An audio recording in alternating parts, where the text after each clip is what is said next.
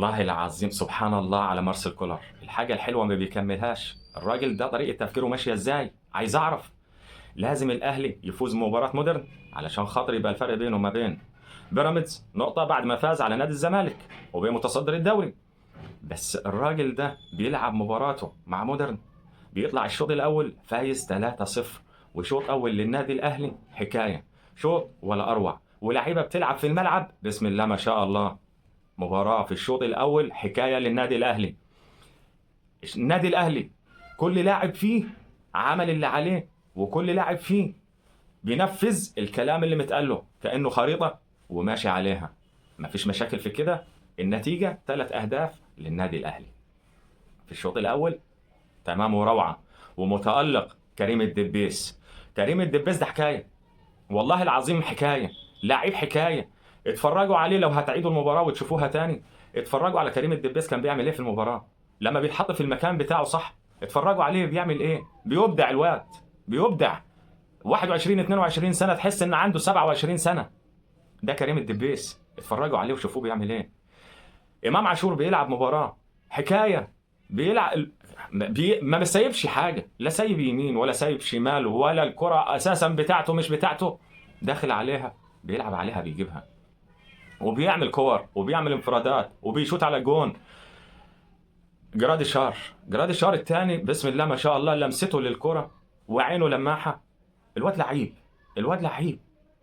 مباراة حسين الشحات بيلعب بسم الله ما شاء الله عليه. اللعيبة كلها علشان ما انساش لاعب، كلها بتلعب بسم الله ما شاء الله. في الشوط الاول نازلين واكلين النجيله، سففوا مودرن سبورت التراب، سففوهم النجيله في الشوط الاول. ينزل الاهلي في الشوط الثاني غير.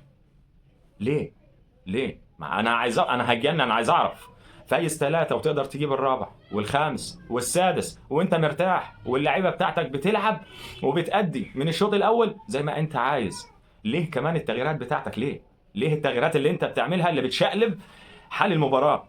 شوط اول 3، الشوط الثاني مفيش فيه ولا جون. ليه يا عم مارسيل الله يرضى عنك؟ فهمنا طريقه تفكيرك في المباريات بتمشي ازاي، طريقه تفكيرك في التغييرات بتمشي ازاي. عايزين نشوف الناس اللي هي كمان جت جديده لما هتلاعبها في وسط الناس دي. خلاص احنا الناس دي اللي موجوده وانت والدنيا معاك مرتاحه في المباراه، اللعيبه تمام، لعيبتك والهيكل بتاع النادي الاهلي تمام. شوف الناس الجديده هتلاعبها، نزل لاعب واتفرج عليه، بعد كده بقى نزل اللاعب الثاني اتفرج عليه. فهمنا الطريقه بتاعه اللعيبه اللي جايه جديده دي هتستمر، اللعيبه دي معاك وهتأدي وهيبقى في منها جاي خير ولا لا. بس ما تشقلبش دماغنا من فوق لتحت يا عم كولر، الله يرضى عليك. ما يبقاش الاهلي شوط اول حكايه، الشوط الثاني بنتفرج عليه واخد بالك كانه جاي من الحومديه. يا راجل ارحمنا، ارحمنا في طريقه اللعب بتاعتك. النادي الاهلي فاز يا سيدي في الشوط الاول 3، بس الشوط الثاني ليه التغييرات؟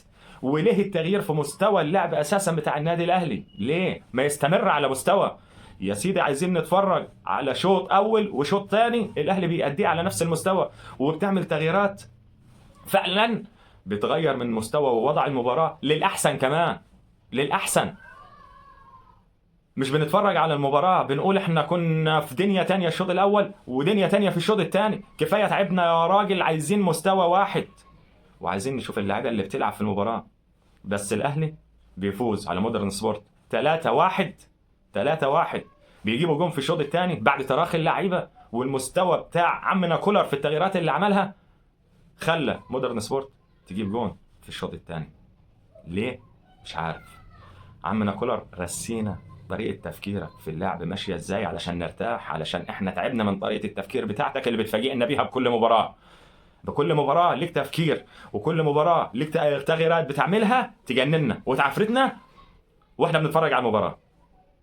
فيا ريت يا ريت ترسي على حال وترسي على وضع، علشان احنا تعبنا من المستوى اللي حبه فوق وحبه تحت وشويه. شوط اول كويس، شوط تاني وحش، شوط اول وحش، شوط تاني حلو. تعبنا، عايزين يبقى المستوى متقارب في الشوط الاول وفي الشوط الثاني. بس نتيجه للنادي الاهلي وفوز 3-1 على مودرن رجعت نغمه الانتصارات تاني للنادي الاهلي، ورجعته تاني يقرب من صداره الدوري. والف مبروك للنادي الاهلي. وتفضلوا معايا نشرب شاي مع بعض.